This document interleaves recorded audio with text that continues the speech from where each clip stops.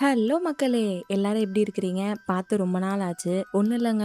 கண்ணுல ஒரு சின்ன சர்ஜரி பண்ணேன். 10 நாள்ல கண்ணு நார்மல் ஆயிடும்னு பார்த்தா, போன வாரம் வரைக்கும் வீட்டுக்குள்ள குருடி மாரி தான் சுத்திக்கிட்டு இருந்தேன். இப்ப கூட சிஸ்டம் பார்க்கறதுக்கு ரொம்ப கஷ்டமா தான் இருக்கு. பட் என்ன பண்றது? ஆல்ரெடி 1 மாசத்த கடந்து போயிட்டுருக்கு. அப்படியே விட்டேன்னா அவ்வளோதான். சேனல இழுத்து மூட்டு போக வேண்டியதான். ஸோ அப்பப்ப ரெஸ்ட் எடுத்து பொறுமையா தான் வீடியோவ ரெடி பண்ணணும். அந்த மாரி தான் இந்த படத்தையும் ரெடி பண்ணியிருக்கேன். படத்துக்குள்ள போறதுக்கு முன்னாடி சேனலுக்கு ஒரு சின்ன அப்டேட். என்னன்னா, நம்ம சேனலோட பேர திரும்ப மாத்த போறோம். புது பேர்லாம் இல்ல, ஏற்கனவே இருந்துச்சுல்ல டியான்ஷி ஸ்டோரி டைம்ஸ், அதே பேரை தான் வைக்க போறேன். ஏன்னா இப்ப இருக்கிற பேரு இந்த வாய்ஸ் ஆஃப் தமிழச்சி அப்படின்னு சர்ச் பண்ணா அதே பேர்ல 3-4 சேனல் வருது. சும்மாவே என்னோட சேனல் ரெக்கமெண்ட் ஆகுதா இல்லையான்னு தெரியல. இப்படி ஒரே பேர்ல நிறைய சேனல் இருந்துச்சுன்னா கண்டிப்பா நம்ம சேனல் ரெக்கமெண்ட் ஆகாது. அதனாலதான் திரும்ப பழைய பேரையே வைக்க போறேன். புது பேர் வைக்கிறதுக்கு எந்த ஒரு ஐடியாவும் வரல. உங்களுக்கு ஏதாச்சும் ஐடியா இருந்துச்சுன்னா சொல்லுங்க. நல்லா இருந்துச்சுன்னா அதையே வச்சிருவோம். சரி, ஓகே, இன்னைக்கான படத்துக்குள்ள போலாமா? இன்னைக்கு நம்ம என்ன படம் பார்க்க போறோம்னா ஸ்லித் த ஹண்ட் சாகா 2024 ரிலீஸ் ஆயிருக்கு. இந்த படத்துக்குள்ள போறதுக்கு முன்னாடி இன்னும் யாராச்சும் சப்ஸ்கிரைப் பண்ணாம பார்த்துட்டு இருந்தீங்கன்னா சப்ஸ்கிரைப் பண்ணிக்கோங்க. அப்படியே பக்கத்துல இருக்க பெல் பட்டனை கிளிக் பண்ணி ஆல்ல போட்டுக்கோங்க. இன்ஸ்டாகிராம்ல ஃபாலோ பண்ணாதவங்களா ஃபாலோ பண்ணிக்கோங்க. டிஸ்கிரிப்ஷன்ல லிங்க் இருக்கு. வாங்க இன்னைக்கான படத்துக்குள்ள போலாம். படத்தோட ஆரம்பத்துல நைட்டு ஒரு ஃபேமிலி கார்ல போய்கிட்டு இருக்காங்க. கார்ல இருக்க சின்ன பொண்ணு அவங்க அம்மா கூட ஜாலியா பாட்டு பாடிக்கிட்டே வரா. ஆனா அப்பா மட்டும் ரொம்ப சைலண்டா காரை ஓட்டிக்கிட்டு இருக்காரு. என்ன இவர் இப்படி போயிட்டு இருக்காரு, பொண்ணு பார்த்தா ஃபீல் பண்ணுவாளே அப்படின்னு சொல்லிட்டு அம்மா புருஷனோட கைய லைட்டா தட்டி விட இப்போ அந்த புருஷனும் சேர்ந்து பாட ஆரம்பிக்கிறாரு. குட்டி பொண்ணு ரொம்ப குஷி ஆயிடுறா. அப்படியே 3 பேரும் பாடிக்கிட்டே போயிட்டு இருக்காங்களா. வண்டி ஓட்டிக்கிட்டு இருந்தவரு கண்ணாடியில தன்னோட பொண்ணை பாத்துக்கிட்டு இருக்காரு. அப்போ சைட்ல இருந்து ஏதோ ஒரு கார் வந்து இடிச்சிருச்சு போல இருக்கு. அந்த இடத்துல ஒரு ஆக்சிடென்ட் நடக்குது. பார்த்தா இவரோட கார் கவுந்து போய் கிடக்குது. பொண்டாட்டியும் புள்ளையும் இறந்துட்டாங்க போல இருக்கு. இவரு கட்டி புடிச்சிட்டு அழுதுட்டு இருக்காரு. அப்படியே அந்த சீனை கட் பண்ணா ஒரு பொண்ணு எந்திரிக்கிறா. இந்த பொண்ணு தான் நம்ம படத்துடைய ஹீரோயின். ஆக்சுவலா கொஞ்ச நேரத்துக்கு முன்னாடி ஒரு குட்டி பொண்ணை பார்த்தோம்ல, அந்த பொண்ணு தான் நம்ம ஹீரோயின். சோ அந்த ஆக்சிடென்ட்ல நம்ம ஹீரோயின் சாகல, ஹீரோயினோட அம்மா மட்டும்தான் இறந்திருக்காங்க போல இருக்கு. ஹீரோயின் எஞ்சதும் நேரா போய் கேம் விளையாட ஆரம்பிக்கிறாங்க. அது சாதா கேம் இல்ல, வர்ச்சுவல் ரியாலிட்டி கேம். அவங்க ஃப்ரெண்ட்ஸோட ஆடிக்கிட்டு இருக்காங்க. அப்ப அப்படியே வெளியே உலகத்தை காமிக்கிறாங்க. எந்த அளவுக்கு ஃபியூச்சரிஸ்டிக்கா இருக்கு பாத்தீங்களா. வெளியே என்னதான் எல்லா மக்களும் ரொம்ப பிஸியா இருந்தாலும் இங்க நம்ம ஹீரோயின் வீட்டுல தன்னந்தனியா இருக்கிறாங்க. ஏன்னா ஹீரோயின் கூட அவங்க அம்மா இல்ல, அப்பாவும் எப்ப பார்த்தாலும் வேலை வேலைன்னு சொல்லிட்டு ஹீரோயினை கண்டுக்கிறதே கிடையாது. அதனாலேயே நம்ம ஹீரோயின் எப்பயுமே தனிமையில தான் இருப்பாங்க. அம்மாவை பத்தி நினைச்சு ஃபீல் பண்ணிக்கிட்டே ஃப்ரெண்ட்ஸுக்கு மெசேஜ் பண்றாங்க. டேய் எங்கடா இருக்கீங்க, ரொம்ப போர் அடிக்குது, வாங்கடா வெளியே போகலாம் அப்படின்ற மாதிரி கூப்பிடுறாங்க. உடனே ஃப்ரெண்ட்ஸ் எல்லாருமே வந்துடுறாங்க. எல்லாரும் சேர்ந்து ஒரு வேன்ல போய்கிட்டு இருக்காங்க. அந்த வேனுக்குள்ள ஒரு கலர் முடிக்காரி இருக்கிறா. அவ சார்லஸ் அப்படின்னு ஒரு டாக்டரோட வீடியோவை பார்த்துட்டு இருக்கா. அதுல அந்த சார்லஸ் என்ன சொல்றாருன்னா, மனுஷங்க அவங்கள விட டிஃப்ரெண்டா இருக்கக்கூடிய இனத்தை மான்ஸ்டர்ஸ்ன்னு கூப்பிடுவாங்க. ஆனா உண்மையை நான் சொல்றேன், மான்ஸ்டர்ஸ்க்கும் நம்மளுக்கும் எந்த ஒரு வித்தியாசமும் இல்ல. ஏன் சொல்ல போனா மனுஷங்கள்ல இருந்து தான் பாம்புகள் சம்பந்தப்பட்ட லெஜெண்ட்ஸ் எல்லாம் உருவானாங்க. அவங்க ஆரம்பத்துல இருந்தே மனுஷங்களுக்கு உதவி செஞ்சுக்கிட்டு இருக்காங்க. இந்த மாதிரி உருவான உயிரினங்களுடைய ரத்தம் எந்த வகையான நோயையும் குணப்படுத்தும். அது மனுஷங்களுக்கு ஒரு வரம் மாதிரி அப்படின்ற ஒரு வீடியோவை இந்த நிக்கி பொண்ணு பாத்துக்கிட்டு இருக்கா. இப்ப அப்படியே அந்த சீனை கட் பண்ணி ஒரு நியூஸை காமிக்கிறாங்க. ஒரு பக்கம் காடு எரிஞ்சு புகையா வந்துகிட்டு இருக்கு, இன்னொரு பக்கம் ஃபேக்டரியில இருந்து அதிகப்படியான புகை வெளியே வந்துகிட்டு இருக்கு. இந்த 2 புகையும் ஒன்னா சேர்ந்து கொஞ்சம் கொஞ்சமா நகர பகுதியை நோக்கி நகர ஆரம்பிக்குது. ஒரு கட்டத்துல முழு நகரமும் புகையால சூழ்ந்துருது. எந்த அளவுக்கு புகைனா மேல பார்த்தாங்கன்னா வானமே தெரியாது.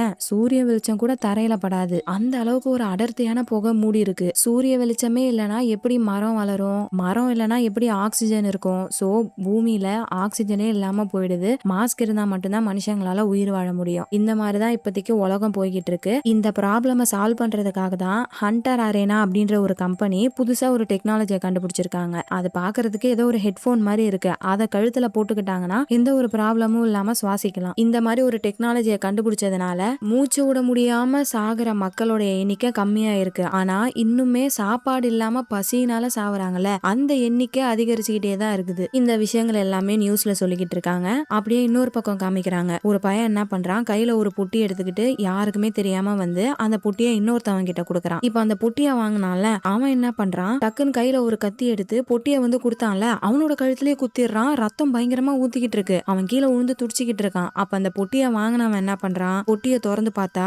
உள்ள ஒரு கிரீன் கலர் லிக்விட் மாதிரி இருக்கு. அதுல இருந்து ஒரு லிக்விட் எடுத்து ஒரே ஒரு சொட்டை மட்டும் அந்த காயத்துல போடுறான். அப்படி போட்டதும் அந்த காயம் தடையமே இல்லாம சரியாயிடுது. ஓகே சூப்பர், லிக்விட் நல்லா தான் வேலை செய்யுது அப்படின்னு தம்ஸ் அப் காமிக்க அடி வாங்கினவன் அங்கிருந்து மிரண்டு ஓடி போயிடுறான். இப்படி இவங்க 2 பேரும் இந்த பொட்டியை மாத்திக்கிறத இன்னொரு பையன் வந்து பாக்குறான். அவனோட கண்ணு கிரீன் கலர்ல இருக்கு. யார் இவங்க, என்ன நடக்குதுன்னு தெரியல. இன்னொரு பக்கம் நம்ம ஹீரோயினை காமிக்கிறாங்க. ஃப்ரெண்ட்ஸோட சேர்ந்து வேன்ல போய்கிட்டு இருக்காங்களே, அவங்க ஒரு வேர் ஹவுஸுக்கு போறாங்க. அங்க இருக்க பூட்டை உடைச்சு உள்ள போறாங்க. போயிட்டு பார்த்தா இந்த ஹண்டர் அரேனா அப்படின்னு ஒரு கம்பெனி இருந்துச்சுல, சுவாசிக்கிறதுக்காக ஒரு டெக்னாலஜியை கண்டுபிடிச்சாங்களே, அந்த கம்பெனியோட வேர் ஹவுஸ் போல இருக்கு. உள்ள போனா ஏகப்பட்ட பொட்டிகள் இருக்கு. எல்லா பொட்டிலையுமே புது புது டெக்னாலஜி. அது எல்லாத்தையுமே ஹீரோயினோட ஃப்ரெண்ட்ஸ் ரொம்ப எக்ஸைட்டடா பாத்துட்டு இருக்காங்க. ஆனா ஹீரோயின் மட்டும் எந்த ஒரு ரியாக்ஷனும் இல்லாம அப்படியே நின்னுகிட்டு இருக்காங்க. ஏன்னு பார்த்தா இந்த வேர் ஹவுஸ் வேற யாரதும் இல்ல, நம்ம ஹீரோயின் அப்பாவோடது. சோ இவங்க சொந்த வேர் ஹவுஸ்குள்ளதான் உடைச்சு வந்திருக்காங்க. ஏண்டி உங்க அப்பா பொருளை இப்படி எல்லாம் எடுத்துக்கிட்டு இருக்கோமே, உங்க அப்பா அதை பத்தி எதுவும் கேட்க மாட்டாரா, உனக்கு எந்த கவலையும் இல்லையா அப்படின்னு கேட்டா அதுக்கு ஹீரோயின் என்ன சொல்றாங்க, என் அப்பாக்கு இதெல்லாம் கண்டுக்கிறதுக்கு டைம் இல்லம்மா, ஏன் என்னை பத்தி அவருக்கு கொஞ்சம் கூட கவலை கிடையாது, இதை மட்டும் அவர் எப்படி வந்து பாப்பாரு அப்படின்னு சொல்லிடுறாங்க. ஃப்ரெண்ட்ஸும் சரின்னு சொல்லிட்டு அங்க இருக்கிற ட்ரோனு, கன்னு, ஹெட்செட் இது எல்லாத்தையுமே எடுத்து பார்த்துட்டு இருக்காங்க. அப்போ அங்க ஒரு பெட்டி லாக் ஆயிருக்கு. இதை மட்டும் ஏன் பூட்டி வச்சிருக்காங்க அப்படின்னு சொல்லிட்டு லாக் பண்ணி ஓபன் பண்ணி பாக்குறாங்க. உள்ள புதுசா ஒரு ஹெட்செட் மாதிரி இருக்கு. அது பார்க்கவே ரொம்ப சூப்பரா இருக்கே அப்படின்னு சொல்லிட்டு பார்த்துட்டு இருக்காங்க. அப்படியே பக்கத்துல ஒரு டிரான்ஸ்பரண்ட் பாக்ஸ் இருக்கு. அதுக்குள்ள என்ன இருக்குன்னா, கொஞ்ச நேரத்துக்கு முன்னாடி ஒரு கிரீன் கலர் லிக்விட் பார்த்தோம்ல, அந்த லிக்விட பூட்டி வச்சிருக்காங்க. இது என்ன லிக்விடா இருக்கும், இதோட கலர் பாக்குறதுக்கே சூப்பரா இருக்கே அப்படின்னு சொல்லிட்டு அதையும் ஓபன் பண்ணி வெளியே எடுத்து பார்த்துட்டு இருக்கும்போது அந்த இடத்துல ஒரு மிகப்பெரிய வெடிப்பு சவுண்ட் கேக்குது. இவங்க எல்லாருமே பயந்து போய் ஒளிஞ்சிக்கிறாங்க. ஒருவேளை பாம் வெடிச்சிருச்சோ, என்னடா ஆச்சு அப்படின்னு சொல்லிட்டு பார்த்துட்டு இருக்காங்க. அங்க ஒரே புகையும் தூசியுமா இருக்கு. அந்த புகைக்குள்ள இருந்து ஒருத்தவன் நடந்து வரான். அந்த பையன் இவங்க 5 பேரையுமே பாக்குறான். பட் எதுவுமே பண்ணல. அப்படியே அங்க இருந்து ஜம்ப் அடிக்கிறான் பாருங்க. நம்ம எல்லாம் ஜம்ப் பண்ணா எந்த அளவுக்கு ஜம்ப் பண்ணுவோம், கொஞ்சம் தூரம் தானே ஜம்ப் பண்ண முடியும். ஆனா இந்த பையன் தரையில இருந்து சீலிங் வரைக்கும் ஜம்ப் அடிச்சு போறான். அப்புறம் தான் இவங்களுக்கு தெரியுது, ஆக்சுவலா அந்த பையன் தான் ஜம்ப் அடிச்சு இங்க வந்து லேண்ட் ஆயிருக்கான். அப்படி லேண்ட் ஆகும் போது வந்த சத்தம் தான் வெடிப்பு மாதிரி கேட்டிருக்கு. ஐயோ இங்க என்னமோ நடக்குது, சீக்கிரமா இங்க இருந்து ஓடிடலாம் அப்படின்னு சொல்லிட்டு கையில கிடைச்ச பொருள் எல்லாம் எடுத்துட்டு அங்க இருந்து ஓடுறாங்க. அப்ப ஹீரோயின் பின்னாடி திரும்பி பாக்குறாங்க. ஒரு பில்டிங்கை விட்டு இன்னொரு பில்டிங்க்கு ஏதோ ஒரு கிரியேச்சர் மாதிரி தாவி போகுது. ஆனா அது என்னன்னு அவங்களுக்கு சரியா தெரியல. ஃப்ரெண்ட்ஸ் எல்லாரும் அவங்கள புடிச்சு இழுத்துட்டு போயிடுறாங்க. வண்டியில வேகமா போயிட்டு இருக்காங்க. ஹீரோயின் தான் வண்டி ஓட்டிக்கிட்டு இருக்காங்க. அப்ப சைட்ல பாருங்க, பில்டிங்ல இவங்க பார்த்தா அதே கிரியேச்சர்ஸ் 2 ஓடி வந்துகிட்டு இருக்கு. அந்த கிரியேச்சர்ஸ பாத்துக்கிட்டே ஹீரோயின் முன்னாடி பாக்கல, கரெக்டா வண்டிக்கு முன்னாடி ஏதோ ஒரு பையன் வந்து நிக்கிறான். அந்த பையன் வெள்ளை கலர்ல ட்ரெஸ் போட்டிருக்கான். அண்ட் அவனுடைய கண்ணு பாக்குறதுக்கு கோல்டு கலரா இருக்கு. கிரியேச்சரை பாத்துக்கிட்டே இந்த பையனை கவனிக்காம வண்டியை வச்சு அந்த பையலை இடிச்சிடுறாங்க. அவ்வளவுதான், அந்த பையன் மயக்கம் போட்டுறான். பின்னாடியே அந்த கிரியேச்சர்ஸோட சவுண்ட் வேற கேக்குது. இதுக்கு மேல இங்க இருக்கிறது ஆபத்துன்னு சொல்லிட்டு அந்த அடிபட்டு கிடந்தாருல அவரையும் தூக்கிட்டு வீட்டுக்கு போறாங்க. அங்க போனதும் எல்லாருக்குமே டவுட் என்னன்னா, இவங்க வேனை வச்சு அந்த பையலை இடிச்சிருப்பாங்க. ஆனா அந்த பயலுக்கு ஒரு அடி கூட படல. அது மட்டும் இல்லாம மாஸ்க் போடாம யாராலையுமே இருக்க முடியாது. ஆனா இந்த பையன் மாஸ்க் போடாம தான் இருந்திருப்பான். எப்படி இவனால மட்டும் மாஸ்க் போடாம உயிரோட இருக்க முடியுது, இவன் யாரா இருக்கும் அப்படின்னு பயங்கரமா குழம்புறாங்க. ஹீரோயினோட ஃப்ரெண்ட்ஸ் எல்லாம் சொல்றாங்க, நம்மளுக்கு எதுக்கு பிரச்சனை, பேசாம போலீஸ் கிட்ட இவனை ஒப்படைச்சிடலாம் அப்படின்னு சொன்னா ஹீரோயின் கேட்க மாட்டாங்க. இவனை நான் தானே இடிச்சேன், நானே பொறுப்பேத்துக்கிறேன், இவன் யாருன்னு தெரியற வரைக்கும் இவன் இங்கதான் இருப்பான் அப்படின்ற மாதிரி சொல்லிடுறாங்க. எல்லாரும் சரி ஓகே பாத்துக்கோன்னு சொல்லிட்டு வீட்டுக்கு போயிடுறாங்க. அடுத்து நம்ம ஹீரோயின் தூங்குறாங்க. டெய்லியுமே இவங்க தூங்கும் போது அவங்களுக்கு ஆக்சிடென்ட் நடந்துச்சுல, அது ஒரு கெட்ட கனவா வந்துகிட்டே இருக்கும். அதே மாதிரிதான் இப்பயும் அவங்களுக்கு அந்த நைட் மேர் வருது. ஆனா இந்த வாட்டி அவங்களோட கனவுல வெள்ளை ட்ரெஸ் போட்ட ஒருத்தவன் வந்து ஹீரோயினை தூக்குறான். அந்த பையன் பாக்குறதுக்கு எப்படி இருக்கானா, இப்ப நம்ம ஹீரோயின் பிரசன்ட்ல ஒருத்தவனை கார்ல இடிச்சாங்கல்ல அவன மாதிரியே இருக்கு. அப்படியே காலையில ஆகுது, தூக்கத்துல இருந்து எந்திரிக்கிறாங்க. இன்னுமே அந்த பையன் தூங்கிட்டு தான் இருக்கான். எந்திரிச்சதும் வழக்கம் போலதான் நம்ம ஹீரோயின் அந்த வர்ச்சுவல் ரியாலிட்டி கேம் விளையாடுறாங்க. அப்ப அந்த பையன் எந்திரிச்சிடறான். எல்லாத்தையுமே ஏதோ புதுசு மாதிரி பாக்குறான். இடிச்ச இடியில அவனுக்கு மண்டை குழம்பி எல்லாத்தையுமே மறந்துட்டான் போல இருக்கு. ஹீரோயின் என்னென்னவோ பேசுறாங்க. ஆனா அந்த பையன் எதுவுமே பேச மாட்டான். அவங்களே புரிஞ்சுக்கிறாங்க, ஓகே நம்ம இடிச்சதுல இவனுக்கு மண்டை குழம்பிருச்சு போல இருக்கு. ஃபர்ஸ்டே இவனோட மெமரிஸை திரும்ப கொண்டு வரணும், அதுக்கப்புறமேட்டு இவன் யாருன்னு கண்டுபிடிக்கணும், அண்டு நம்மளுக்கு வர கனவுக்கும் இவனுக்கும் என்ன சம்பந்தம்ன்றத கண்டுபிடிக்கணும் அப்படின்னு சொல்லிட்டு நெட்ல தேடி பாக்குறாங்க. இந்த மாதிரி மெமரி லாஸ் ஆனவங்களுக்கு என்ன பண்ணும் அப்படின்னு தேடி பார்த்தா அதுல நிறைய மருந்துலாம் சொல்லுது. அதுல இருந்து ஒரு டேப்லெட்டை வாங்கிட்டு வந்து கொடுக்குறாங்க. நீ யாரு, உன்னோட பேர் என்னன்னு கேக்குறாங்க. ஆனா அந்த பையன் ஒரு ரெஸ்பான்ஸும் பண்றது இல்ல. நெட்டை பார்த்து ஒரு லாங்குவேஜ்லயும் உன்னோட பேர் என்ன, உன்னோட பேர் என்னன்னு கேக்குறாங்க. ஆனா எதுக்குமே அந்த பையன் வாயவே திறக்க மாட்டான், சாப்பிட்டுக்கிட்டே இருக்கான். உடனே ஹீரோயினுக்கு கடுப்பாயிட்டு, டே உன் பேரை கேட்டா என்னன்னு சொல்ல மாட்டேறல, இதுக்கப்புறம் உன்னோட பேரு தான்டா, உன்னோட பேரு நேம்டா, இனிமேல் உன்னை அப்படிதான் கூப்பிட போறேன் அப்படின்னு சொல்லிட்டு பிக்ஸ் ஆயிடுறாங்க. ஆக்சுவலா இந்த பையன் வேற யாரும் இல்ல, நம்ம படத்துடைய ஹீரோ. அதுக்கடுத்து ஹீரோக்கு புது ட்ரெஸ் எல்லாம் கொடுக்குறாங்க. சரி நேத்து உன் கண்ணு கோல்டு கலர்ல இருந்துச்சுல, அதையாச்சும் திரும்ப பண்ண அப்படின்ற மாதிரி ஹீரோயின் கேக்குறாங்க. ஆனா ஹீரோக்கு இவங்க என்ன பேசுறாங்கன்னு ஒண்ணுமே புரியல. ஹீரோயின் சொல்ற வார்த்தைகளை மட்டும் தான் திரும்ப திரும்ப சொல்லிக்கிட்டு இருக்காரு. இதுல ஹீரோயின் கடுப்பாயிடுறாங்க. என்னடா நீ எப்ப பார்த்தாலும் சொன்னதே சொல்லிக்கிட்டு இருக்கன்னு சொல்லிட்டு கோவத்துல டேபிள தட்டுறாங்களா. அதுல நம்ம ஹீரோக்கு தலை வலிக்க ஆரம்பிச்சிருது. அவர் யோசிக்க ட்ரை பண்றாரு போல இருக்கு. அதனால அவருக்கு செம்மையா தலை வலிக்குது. சரி நேம் இங்க பாரு, நீ எதுவும் யோசிக்காத, வீடு பாத்துக்கலாம், நான் உனக்கு டேப்லெட் எடுத்துட்டு வரேன் இரு அப்படின்ற மாதிரி ஹீரோயின் சமாதானப்படுத்திட்டு இருக்காங்க. அப்படியே அப்படியே இன்னொரு பக்கம் காமிக்கிறாங்க. நம்ம ஹீரோ ஒயிட் கலர்ல ஒரு ட்ரெஸ் போட்டிருந்தாருல, அதே மாதிரியே இன்னொரு பையன் பிளாக் கலர்ல ட்ரெஸ் போட்டிருக்கான். அந்த பையன் இன்னொருத்தவனோட கழுத்தை புடிச்சு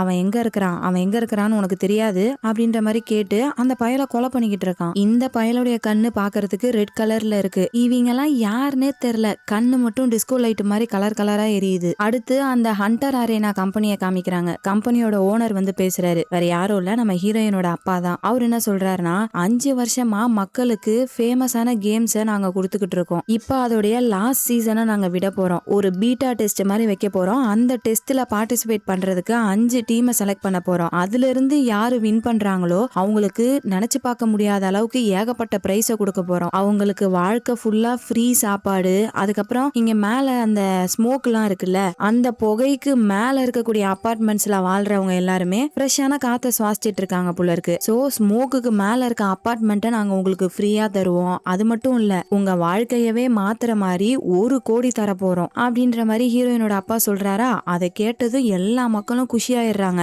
ஏகப்பட்ட பேர் அந்த போட்டியில கலந்துக்கிறாங்க. ஆனா அந்த கேம்ல லீடிங்ல இருக்கிறது நம்ம ஹீரோயின் டீம் தான். டீம்ல மொத்தம் 5 பேர் இருக்கணும். ஹீரோயினை சேர்த்து அவங்களோட ஃப்ரெண்ட்ஸ் 5 பேர் இருக்காங்க. அவங்க தான் செம்மையா விளையாண்டுட்டு இருக்காங்க. அண்ட் எல்லாரோட ஃபேவரட்டான டீமும் நம்ம ஹீரோயினோட டீம் தான். ஹீரோ வீட்டுக்குள்ளேயே இருக்காருன்னு சொல்லிட்டு ஹீரோயின் வெளியே கூப்பிட்டு வராங்க. அவங்களோட ஃப்ரெண்ட்ஸ் கிட்ட கூட்டு போய் பேச வைக்கிறாங்க. அப்போ அவங்க ஃப்ரெண்ட்ஸ் குரூப்ல இஎஸ் அப்படின்னு ஒரு பையன் இருக்கான். அவனுக்கு ஹீரோவை பார்த்தாலே கடுப்பாகுது. ஹீரோயின் கிட்ட கேக்குறாரு, ஆமா நீ இவனுக்கு உடம்பு சரியாகிற வரைக்கும் தானே கூட வச்சுக்கிறேன்னு சொன்ன, இப்பதான் அவன் சரியாயிட்டான்ல, அவனை அமுச்சு விட வேண்டியதானே, ஏன் கூடவே வச்சிருக்க அப்படின்ற மாதிரி ஹீரோயின் கிட்ட கேக்குறான். அதுக்கு ஹீரோயின் சொல்றாங்க, இல்ல அவன் இன்னும் சரியாகல, இப்ப வரைக்குமே அவனுக்கு எதுவுமே ஞாபகம் வரல, இந்த நிலைமையில அவனை எப்படி விட முடியும் அப்படின்ற மாதிரி சொல்றாங்க. இல்ல அந்த பையன் நடிக்கிறான், வேணும்னே தான் இந்த மாதிரி நடிச்சுக்கிட்டு இருக்கான் அப்படின்னு சொல்லிட்டு ஹீரோயினும் இஎஸும் மாத்தி மாத்தி சண்டை போட்டுட்டு இருக்காங்க. அப்போ இன்னொரு ஃப்ரெண்டுக்காரன், அவனோட பேரு ஃபேம், அவன் உள்ள பூந்து இப்படியே பேசிக்கிட்டே இருந்தா எப்படி, யாரு பெருசுன்னு அடிச்சு காமிங்க, அப்பதான் இது செட்டில் ஆகும் அப்படின்ற மாதிரி சொல்றான். உடனே இப்போ அந்த இஎஸும் ஹீரோவும் சண்டை போட போறாங்க. நிஜத்துல சண்டை போட போறது இல்ல, அந்த வர்ச்சுவல் ரியாலிட்டி கேம்ல தான் சண்டை போட போறாங்க. மக்கள் எல்லாரும் சுத்தி நின்னு ரொம்பவே ஆர்வமா பாத்துக்கிட்டு இருக்காங்க. ஹீரோக்கு என்ன பண்றதுன்னே தெரியல, அப்படியே நின்னுகிட்டு இருக்காரு. இந்த இஎஸ் பைய ஹீரோ போட்டு அடி அடி நடிச்சு கீழேயே தள்ளி விட்டுறான். ஹீரோயின் வந்து சொல்றாங்க, டேய் என்னடா பண்ணிக்கிட்டு இருக்க, அவன் தான் உன்னை அடிக்கிறான்னு தெரியுதுல, அப்புறம் என்ன அடி வாங்கிட்டு இருக்க, திருப்பி அடிக்க வேண்டானே அப்படின்னு சொல்றாங்க. அப்பயும் ஹீரோ என்ன சொல்றாருன்னா, நான் எதுக்கு அடிக்கணும், ஃபர்ஸ்ட் நான் எதுக்கு சண்டை போடணும் அப்படின்ற மாதிரி கேக்குறாரு. இங்க பாரு, நீ ஒன்னும் அவனை நிஜத்துல அடிக்கல, கேம்ல தான் அடிக்கிற, அவனுக்கு அடியே படாது, அப்புறம் என்ன உனக்கு பிரச்சனை அப்படின்னு கேக்குறாங்க. ஹீரோவும் சரி நான் சண்டை போடுறேன் அப்படின்னு சொல்லிட்டு அப்படியே கையை முறுக்கிக்கிட்டு ரெடி ஆகுறாரு. அடுத்த கேம் ஸ்டார்ட் ஆகுது. ஸ்டார்ட் ஆனதுமே அந்த இஎஸ் பையல ஒரே ஒரு குத்து தான், அவ்வளவுதான், ஒரே குத்துல நாக் அவுட் ஆயிட்டான். ஒரு நிமிஷம் அங்க இருக்க எல்லாருமே அப்படியே சைலண்ட் ஆகுறாங்க. ஏன்னா ஹீரோ இந்த ஒரே ஒரு மேட்ச்ல ஃபர்ஸ்ட் பிளேஸுக்கு போயிடுறாரு. ஆக்சுவலா இது ஒரு வேர்ல்டு ரெக்கார்ட், இது வரைக்கும் யாருமே இவ்வளவு பாயிண்ட்ஸ் எடுத்தது இல்ல. ஒரு நிமிஷம் எல்லாருமே அப்படியே அமைதியா இருந்துட்டு திரும்ப நம்ம ஹீரோவை பாராட்ட ஆரம்பிக்கிறாங்க. ஆனா இந்த இஎஸ் பயலுக்கு மட்டும் இன்னும் கோவம் போகவே இல்ல. இல்ல இதுக்கெல்லாம் வாய்ப்பே கிடையாது,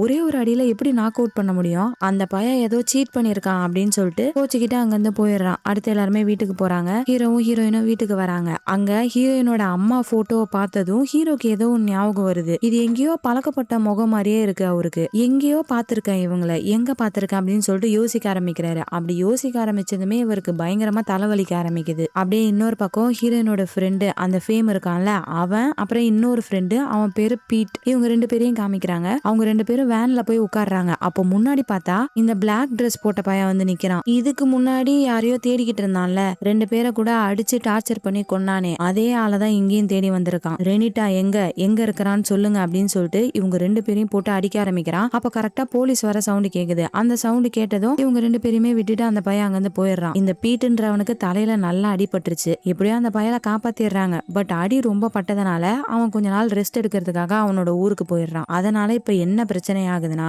இவங்க ஒரு போட்டியில கலந்துக்க போறாங்கல்ல, அந்த போட்டியில ஒரு டீம்ல 5 பேர் இருக்கணும். இப்ப இந்த பீட்டு போயிட்டானா இவங்க கூட விளையாடுறதுக்கு ஆள் இல்ல. அந்த பீட்டுன்றவன் தான் நல்லா விளையாடுவான் போல இருக்கு அந்த டீம்லயே. அந்த பையலும் போயிட்டானே, இப்ப என்ன பண்றது அப்படின்னு சொல்லிட்டு ஃப்ரெண்ட்ஸ் எல்லாரும் பேசிட்டு இருக்கும் போது ஹீரோ முன்னாடி வராரு. நான் வேணா ஹெல்ப் பண்ணட்டுமா அப்படின்ற மாதிரி கேக்குறாரு. ஒன்னு ஹீரோயின் என்ன பண்றாங்க, இவனும் நல்லா தானே விளையாடுறான், பேசாம இவனையே நம்ம டீம்ல சேர்த்துக்கலாம் அப்படின்னு சொல்லிட்டு எப்படி சுடுறது, எப்படிலாம் கேம் விளையாடணும் அப்படின்றத பிராக்டிஸ் கொடுக்க ஆரம்பிக்கிறாங்க. பீட்டா டெஸ்ட்னு ஒண்ணு வைக்கிறதா சொல்லியிருந்தாங்களே, அந்த போட்டியில கலந்துக்கிறதுக்கு முன்னாடி கேம்ல ஜெயிச்சு வரணும் போல இருக்கு. அந்த போட்டிலாம் ஸ்டார்ட் ஆகுது. இந்த இஎஸ் பயலுக்கு ஹீரோவா சுத்தமா பிடிக்கல. இவன் எதுக்கு இப்ப விளையாட வரான், இவனுக்கு என்ன விளையாட தெரியும் அப்படின்ற மாதிரி கேக்குறான். ஃபர்ஸ்ட் ஹீரோ விளையாடட்டும், விளையாடுறத பாரு, அதுக்கப்புறம் பேசு அப்படின்ற மாதிரி ஹீரோயின் சொல்றாங்க. என்னமோ போ, ஏதா பண்ணு அப்படின்ற மாதிரி இஎஸ் மூஞ்ச வச்சுக்கிறாரு. அந்த கேம் ஆரம்பிக்குது. ஆக்சுவலா அந்த கேம் என்னன்னா, வித்தியாசமான கிரியேச்சர்ஸ் இவங்களை அட்டாக் பண்ண வரும். அந்த கிரியேச்சர்ஸை இவங்க சுட்டு சாவடிக்கணும், அவ்வளவுதான் கேம். அந்த கேம் ஆரம்பிக்குது. டீம் வந்து ஆரம்பத்துல நல்லா தான் விளையாடுது. ஆனா போக போக நிறைய கிரியேச்சர்ஸ் வருது. இவங்களால சமாளிக்க முடியல. இவங்களால இப்படி சுட முடியாம தடுமாறும் போது நடுவுல நம்ம ஹீரோ வந்து ஹெல்ப் பண்றாரு. உள்ள பூந்து எல்லா கிரியேச்சர்ஸையும் சுட்டு தள்ளுறாரு. ஒரு கட்டத்துல எல்லா கிரியேச்சர்ஸையும் சாவடிச்சு இவங்க அந்த போட்டியிலே ஜெயிச்சிடுறாங்க. அண்ட் லீடர் போர்ட்லயுமே ஃபர்ஸ்ட் வந்துடுறாங்க. இப்படி இவங்க ஃபர்ஸ்ட் வந்ததுனால அந்த பீட்டா டெஸ்ட்டுக்கு இவங்க குவாலிஃபை ஆயிட்டாங்க. அவ்வளவுதான். டீம்ல இருக்க எல்லாருமே ரொம்ப ஹாப்பி ஆயிடுறாங்க, இஎஸ் தவிர. அவன் எப்படி சுட்டான் பாத்தியா, அந்த மான்ஸ்டர் எப்படி சுட்டான் பாத்தியா, ஹீரோ மட்டும் இல்லனா அவ்வளவுதான் போல இருக்கே நம்ம அப்படின்ற மாதிரி மாத்தி மாத்தி டீமுக்குள்ள பேசிட்டு இருக்காங்க. இதனால இஎஸ்க்கு இன்னும் கடுப்பாகுது. அங்கிருந்து எஞ்சி போயிடுறான். பின்னாடியே ஹீரோயின் போய் பேசுறாங்க. அடே உனக்கு என்னதாண்டா பிரச்சனை, ஏன் ஹீரோவை பார்த்தா அவ்வளவு கோவப்படுற அப்படின்ற மாதிரி கேக்குறாங்க. அதுக்கு இஎஸ் சொல்றான், இன்னும் எத்தனை நாள் தான் அந்த பையலை நீ கூட வச்சுக்கிற பிளான்ல இருக்கிற, ஒருவேளை அவனுக்கு வாழ்நாள் ஃபுல்லா ஞாபகம் வரலனா உன் வாழ்க்கை ஃபுல்லா அவனை கூட வச்சுக்க போறியா, அந்த ஐடியால தான் இருக்கியா அப்படின்ற மாதிரி கேக்குறாரு. ஹீரோயின் சொல்றாங்க, என்ன வேற என்னதான் பண்ண சொல்ற, உனக்கு நல்லாவே தெரியும் எனக்கு டெய்லியுமே ஒரு நைட் மேர் வருதுல, அந்த நைட் மேர்ல நான் ஹீரோவை பார்த்தேன். சோ அவன் மூலியமா ஏதாச்சும் பதில் கிடைக்குமோன்னு நான் பாக்குறேன், அதனாலதான் அவனை கூட வச்சுக்கிட்டு இருக்கேன் அப்படின்ற மாதிரி சொல்றாங்க. ஆனா அப்ப கூட இஎஸ்க்கு நம்பிக்கையே வரல. அப்படியா சொல்ற, அப்போ உனக்கு அவன் மேல கொஞ்சம் கூட ஃபீலிங்ஸ் இல்லைன்னு சொல்லு பாப்போம், ஃபீலிங்ஸ் இல்லாம அவனை கூட வச்சுக்கிட்டு இருக்க அப்படின்னு கேட்டுட்டு சோகமா அங்கிருந்து போயிடுறாரு. அதாவது என்ன மேட்ருன்னு பார்த்தா, இந்த இஎஸ்க்கு ஹீரோயின் மேல ஃப்ரெண்ட தாண்டி ஒரு ஃபீலிங் இருக்கு. அதனாலதான் பாயா இவ்வளோ பொசசிவ் ஆகுறான். அப்படியே சோகமா போயிட்டு லிஃப்ட்ல நிக்கிறான். அப்ப அந்த கலர் முடிக்காரி நிக்கி இருக்கால, அவ வந்து இஎஸ் கிட்ட பேசுறா. ஆக்சுவலா இவ மட்டும் தான் கண்டுபிடிச்சிருக்கா ஹீரோயின் மேல இஎஸ்க்கு லைட்டா ஒரு ஃபீலிங் இருக்குன்னு சொல்லிட்டு. இவளுக்கு லைட்டா ஹிண்ட் கிடைச்சிருச்சு போல இருக்கு. அத சொல்றா, டேய் நீ ஏன்டா இப்படி நினைச்சு உன் மனசை கஷ்டப்படுத்திட்டு இருக்க, பேசாம நீ அவளை ஃப்ரெண்டா மட்டும் நினைய, அந்த மாதிரி நினைச்சனா உனக்கு இந்த மாதிரி எந்த ஒரு பொசசிவ்னஸும் வராதுல, கொஞ்சம் அந்த மாதிரி ட்ரை பண்ணி பாரு அப்படின்னு சொல்லிட்டு டான்ஸ் ஆடி அந்த பையல சிரிக்க வைக்கிறா. அவனுமே எல்லாத்தையுமே மறந்து ஜாலியா ஆடிக்கிட்டு இருக்கான். அடுத்து அந்த பீட்டா டெஸ்ட் ஆரம்பிக்குது. இவங்க தானே லீடர் போர்ட்ல ஃபர்ஸ்ட் வந்தாங்க. சோ இவங்க தான் அந்த பீட்டா டெஸ்ட்ல விளையாட போறாங்க. எல்லாருமே ரெடியா வந்து நிக்கிறாங்க. இப்ப அந்த இஎஸ் பையன் ஹீரோ கிட்ட நல்லாவே பேசுறான். ஹீரோயின் பார்த்தா மாஸ்க் போட்டிருக்காங்க. ஏன்னு கேட்டா ஹீரோயினோட அப்பாக்கு அவங்க தான் விளையாடுறாங்கன்னு தெரியக்கூடாதான், அதுக்காக தான் மாஸ்க் போட்டிருக்காங்க. இவங்க 5 பேரு ரெடியா நின்னுகிட்டு இருக்காங்களா. இவங்க வேற ஹவுஸ்ல சில பொருட்கள் எல்லாம் பார்த்தாங்கல்ல, சூப்பரான ஒரு ஹெட்செட் மாதிரி இருந்திருக்கும், அப்புறம் அந்த கிரீன் கலர் லிக்விட், அது எல்லாத்தையுமே இவங்க கிட்ட குடுக்குறாங்க. அப்படியே முன்னாடி பார்த்தா ஒரு போர்ட்டல் இருக்கு. அந்த போர்ட்டலுக்குள்ள போனா கேம் ஆரம்பிச்சிடும் போல இருக்கு. இவங்க 5 பேருமே தேவையான பொருள்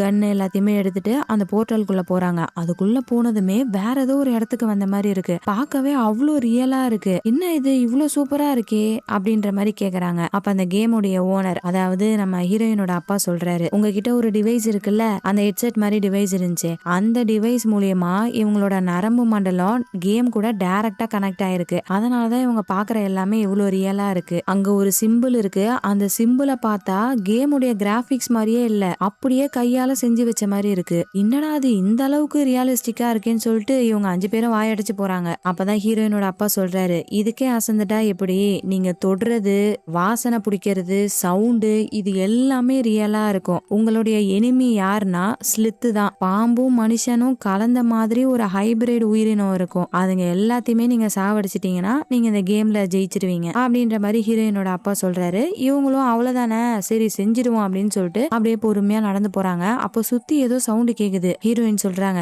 எனக்கு தெரிஞ்ச அந்த கிரியேச்சர்ஸ் எல்லாமே நம்மள சுத்தி வளைக்குதுன்னு நினைக்கிறேன். இப்படியே நின்னுகிட்டு இருந்தோம்னா அவ்வளவுதான், அதுங்க நம்மள சுத்தி வளைச்சிரும், அப்புறம் நம்மள ஈஸியா அதுங்க தூக்கடிச்சிரும். சோ தனித்தனியா போய் அட்டாக் பண்ணலாம் அப்படின்னு சொல்லிட்டு இவங்க எல்லாருமே பிரிஞ்சு போய் அட்டாக் பண்ண ஆரம்பிக்கிறாங்க. அப்போ ஃபேம்னு ஒரு பையன் இருந்தான்ல, அந்த பயலுக்கு அடிபட்டுருது. அந்த அடினால அவனுக்கு பயங்கரமா வலிக்குது. இத்தனை நாள் இவன் கேம் விளையாண்டுருக்கான், ஆனா இந்த மாதிரி ஒரு வலியை அவன் உணர்ந்ததே கிடையாது. என்ன இது புதுசா இருக்கு அப்படின்ற மாதிரி கேக்குறான். உடனே ஹீரோயினோட அப்பா சொல்றாரு, இதுதான் இந்த கேமுடைய ஸ்பெஷாலிட்டி, இது வரைக்கும் எந்த ஒரு கேம் கம்பெனியும் பண்ணாததை நாங்க பண்ணிருக்கோம். ஒருவேளை கேம்ல உங்களுக்கு அடிபட்டுச்சுன்னா உண்மையாவே அந்த வலியை உங்களால உணர முடியும். உன்கிட்ட அந்த கிரீன் லிக்விட் இருக்குல்ல, அந்த ஊசிய போட்டுக்கோ, இது கேம்ல உனக்கு லைஃப கொஞ்சம் அதிகமாக்கி கொடுக்கும் அப்படின்ற மாதிரி சொல்றாரு. இந்த ஃபேம் பையன் என்ன பண்றான், அந்த கிரீன் கலர் லிக்விட் எடுத்து காலில் குத்திக்கிறான். அதை குத்துனதுமே அவனுக்கு வலியே தெரியல, அப்படியே பழையபடி அவனுக்கு எனர்ஜி வந்து போய் விளையாட ஆரம்பிக்கிறான். இன்னொரு பக்கம் நம்ம ஹீரோவை காமிக்கிறாங்க. அவரும் விளையாண்டுட்டு இருக்காரா. அப்ப அந்த கிரியேச்சர்ஸை பார்க்கும்போது அவருக்கு ஏதோ ஒரு விஷயம் ஞாபகம் வருது. எப்பயுமே இதே மாதிரிதான் தலைவலிக்கும், ஆனா அவருக்கு எதுவுமே ஞாபகம் வராது.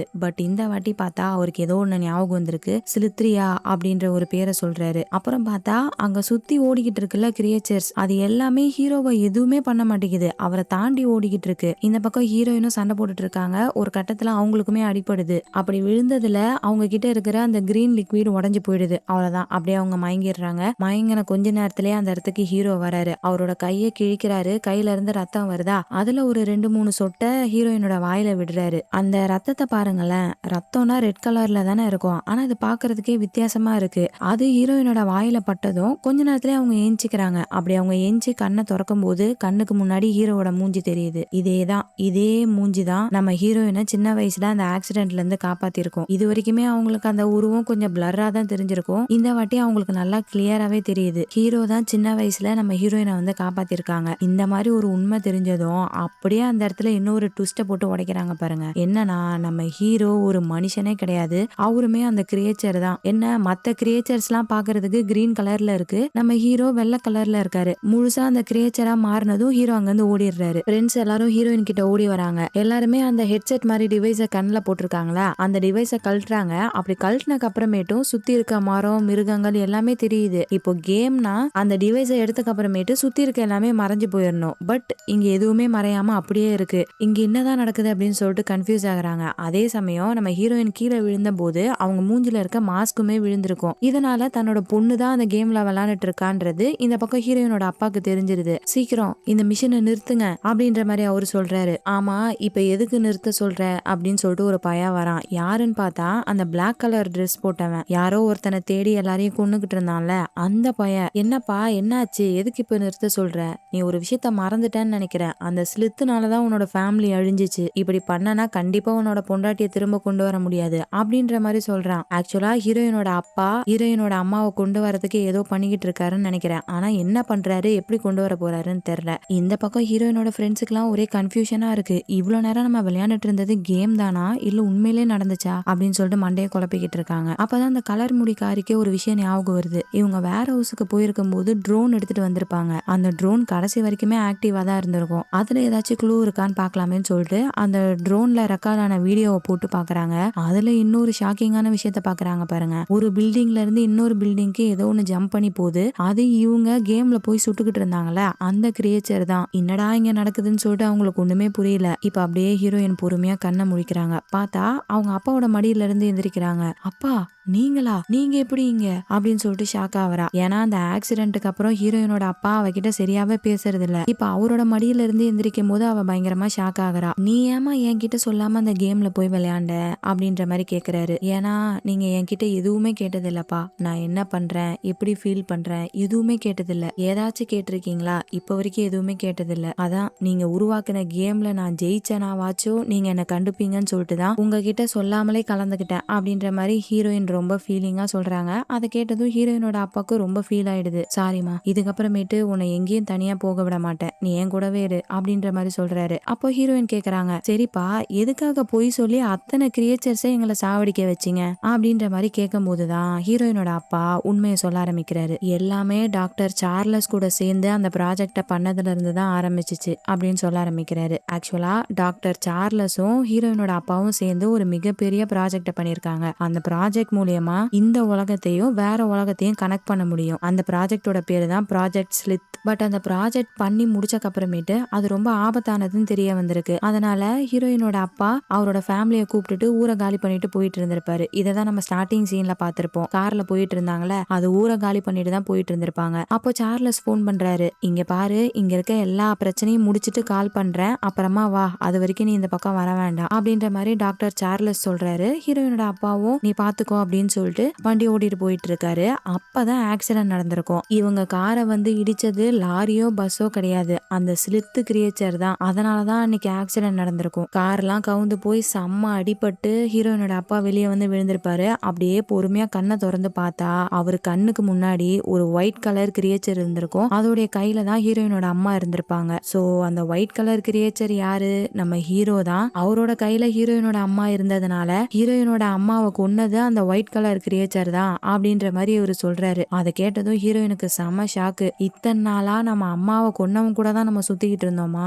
அப்படின்னு சொல்லிட்டு அவங்க செமையா ஷாக் ஆகுறாங்க. இன்னொரு பக்கம் ஹீரோயினோட ஃப்ரெண்ட்ஸை காமிக்கிறாங்க. அவங்களுக்கு முன்னாடி திரும்ப அந்த கருப்பு ட்ரெஸ் போட்டவன் வரான். மறுபடியும் வந்து இவங்க கிட்ட அந்த பையன் எங்க இருக்கிறான் அப்படின்ற மாதிரி கேக்குறான். ஹீரோயினோட ஃப்ரெண்ட்ஸுக்கு இந்த பையன் யாரை தேடிக்கிட்டு இருக்கான்னு தெரியல. ஆனா இவனாலதான் பீட்டுக்கு அடிபட்டுச்சு அப்படின்னு சொல்லிட்டு இந்த ஃபேம் பையன் அந்த பிளாக் கலர் ட்ரெஸ் போட்டிருக்க அவனோட மூஞ்சிலே துப்புறான். அந்த பயலுக்கு வருது பாருங்க கோவம். அப்படியே மூஞ்ச துடைக்கிறான். உடம்புல இருந்து கருப்பு கலர் புகையா வருது. என்னன்னு பார்த்தா இவனுமே ஒரு ஸ்லித் கிரியேச்சர் போல இருக்கு. இவன் பாக்குறதுக்கு பிளாக் கலர்ல இருக்கான். அவ்வளவுதான், இருக்கிற கான்ல ஹீரோயினோட ஃப்ரெண்ட்ஸை துரத்த ஆரம்பிக்கிறான். இவங்களும் தலைதெறிக்க ஓட ஆரம்பிக்கிறாங்க. அப்ப அந்த இடத்துக்கு ஒரு கார் வருது. கார்ல யாருன்னு பார்த்தா டாக்டர் சார்லஸ். அவரு அங்க இருக்க ஃப்ரெண்ட்ஸ் எல்லாரையுமே காப்பாத்தி கூட்டு போறாரு. அப்படி கார்ல போகும்போது அந்த கலர் முடிக்காரி ஒரு ஃபைல் எடுக்கிறா. அந்த ஃபைலுக்கு மேல ப்ராஜெக்ட் ஸ்லித்னு எழுதிருக்கு. ஓபன் பண்ணி பார்த்தா உள்ள அந்த போர்ட்டலோட போட்டோ இருக்கு. அப்புறம் சார்லஸ், ஹீரோயினோட அப்பா, இவங்க 2 பேருமே ஒன்னா இருக்கிற மாதிரி போட்டோ இருக்கு. அந்த போட்டோ எப்பயோ எடுக்கப்பட்டது. அந்த போட்டோல சார்லஸ் எப்படி இருக்காரோ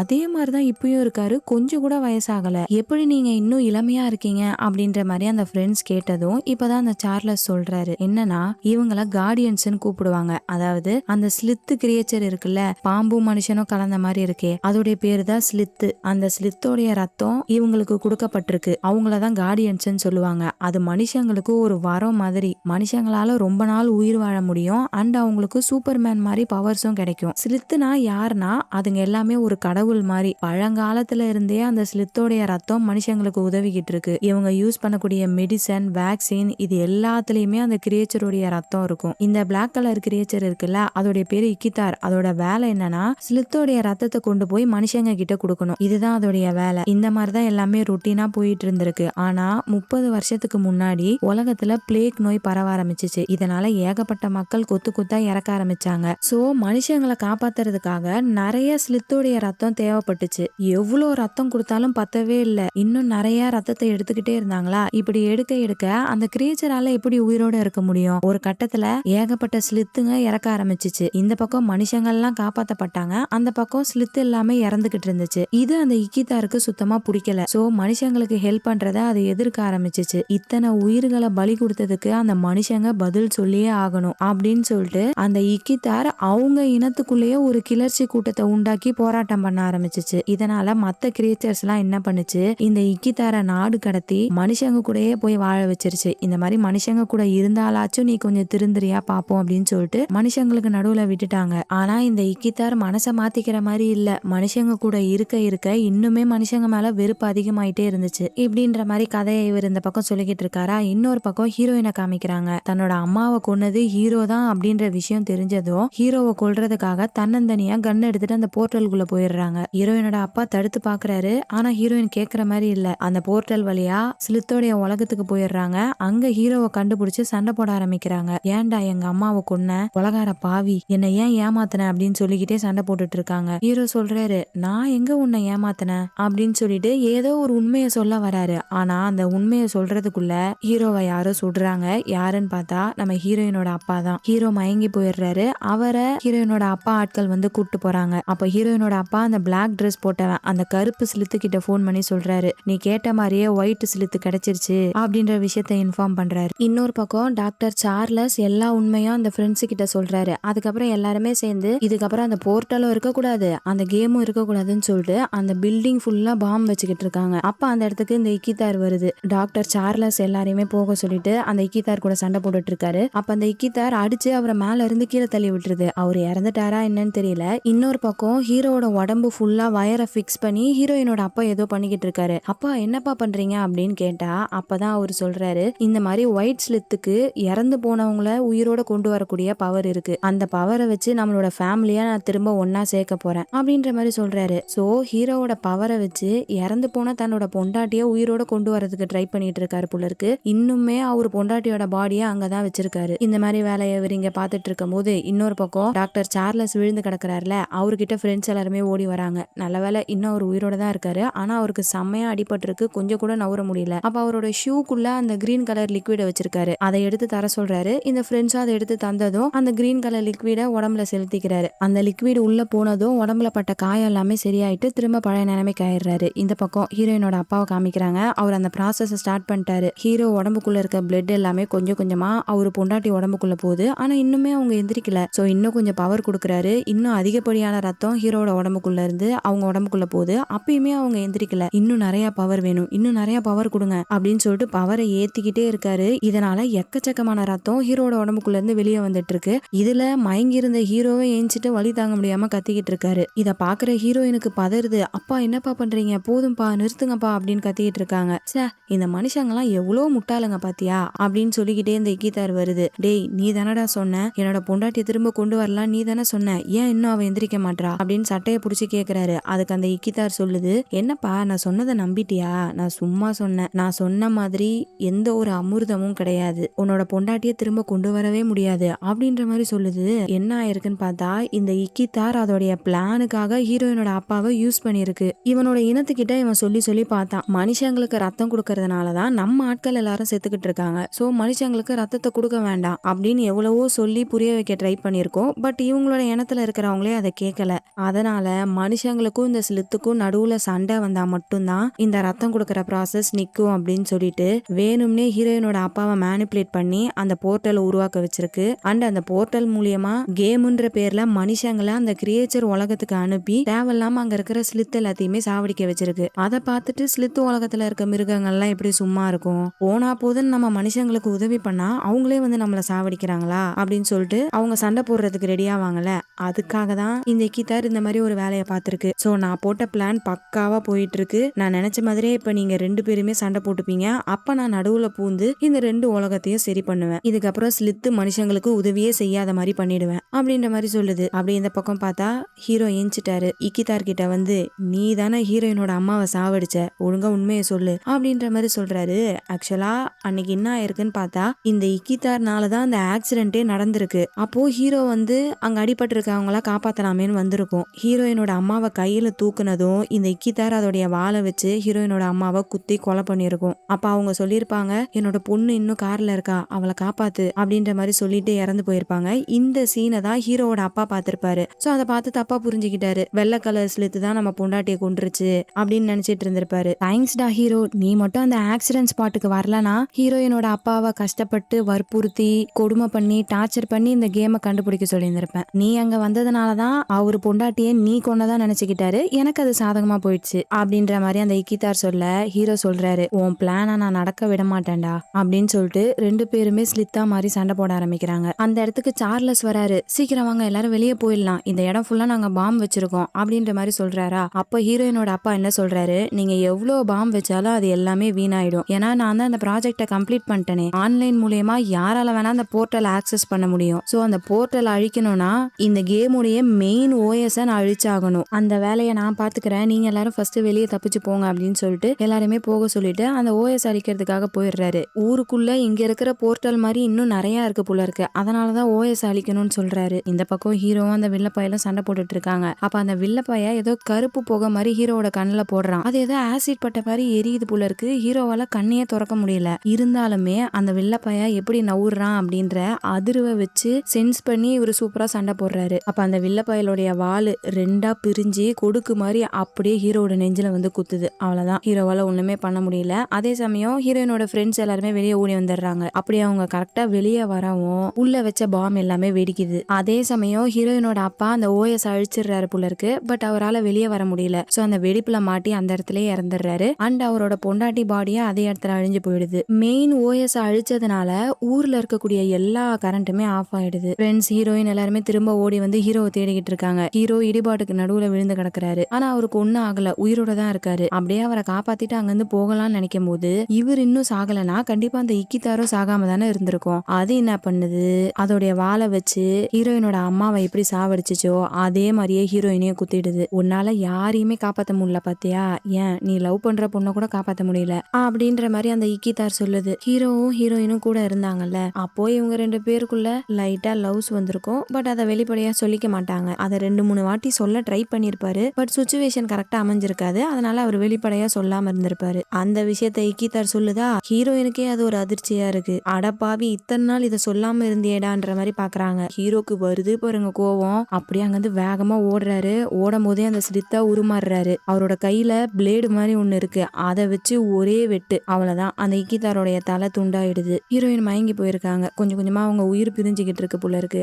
அப்போ ஹீரோ என்ன பண்றாரு, அவரோட ரத்தத்தை ஹீரோயினுக்கு கொடுக்குறாரு. இதனால ஹீரோயின் கொஞ்ச நேரத்துல எஞ்சிடுறாங்க. பட் நம்ம ஹீரோ மயங்கி விழுந்துடுறாரு. அவருக்கு என்னாச்சுன்னு தெரியல. இப்ப அப்படியே அந்த சீனை கட் பண்ணா ஒரு 5 வருஷம் கழிச்சு காமிக்கிறாங்க. அந்த வெடிப்பு நடந்துச்சுல்ல, அந்த வெடிப்புனால மக்கள் எல்லாருக்குமே உண்மை தெரிஞ்சிருச்சு. இந்த மாதிரி ஸ்லித்துன்னு ஒரு உயிரினம் இருக்குது. அந்த உயிரினம் தான் மக்களுக்கு பழங்காலத்துல இருந்தே ஹெல்ப் பண்ணிக்கிட்டு இருக்கு. இப்படின்ற எல்லா உண்மைகளும் மக்களுக்கு தெரிய வந்துருச்சு. அடுத்து ஹீரோவும் சார்லஸும் சேர்ந்து போர்ட்டல ஒரு கேட் மாதிரி யூஸ் பண்ணி இந்த பூமியில நிறைய புகை இருக்குல்ல, அதனால தானே மக்களால சுவாசிக்க முடியல. அந்த புகை எல்லாத்தையுமே அந்த கேட் வழியா உறிஞ்சி எடுக்கிறாங்க. இதனால நகர பகுதிகளை சுத்தி இருந்த எல்லா ஸ்மோக்குமே போயிடுது. முதல் முறையா பூமியில இருக்க எல்லா மக்களும் ஒன்னா சேர்றாங்க. இதுல கருப்பு, வெள்ளை, பணக்காரன், ஏழை இதெல்லாம் எதுவுமே பார்க்காம எல்லாருமே ஒன்னு சேர்ந்து ஒரு முடிவெடுக்கிறாங்க. இதுக்கப்புறமேட்டு புகையை வெளிவிடக்கூடிய ஃபேக்டரிஸ் எல்லாத்தையுமே கம்மி பண்ண போறாங்களாம். அண்ட் ஏர் பொல்யூஷன் ஆக்குற எல்லா எரிபொருளையுமே மொத்தமா நிறுத்த போறாங்களாம். இந்த மாதிரி ஒரு முடிவெடுக்க